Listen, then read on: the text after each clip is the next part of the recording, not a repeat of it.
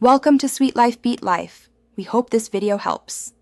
In this video, I will show you how to change a VW Beetle brake light bulb. First, make sure your car is turned off and the parking brake is set.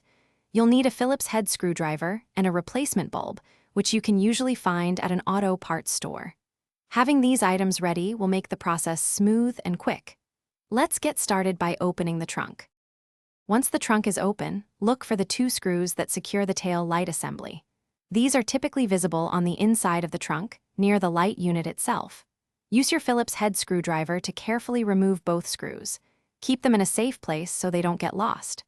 After removing the screws, gently pull the entire light assembly straight back from the car body. It might feel a little snug, but it should come free with a steady pull.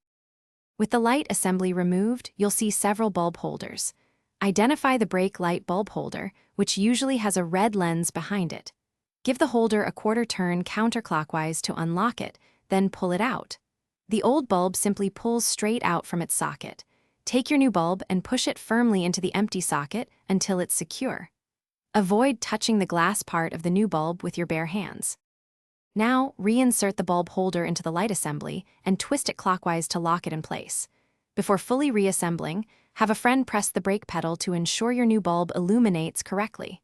Once confirmed, carefully align the entire light assembly back into its opening on the car body. Push it firmly until it sits flush. Finally, reinsert and tighten the two screws you removed earlier to secure everything. You're all set. Thanks for watching. Consider subscribing if we helped you.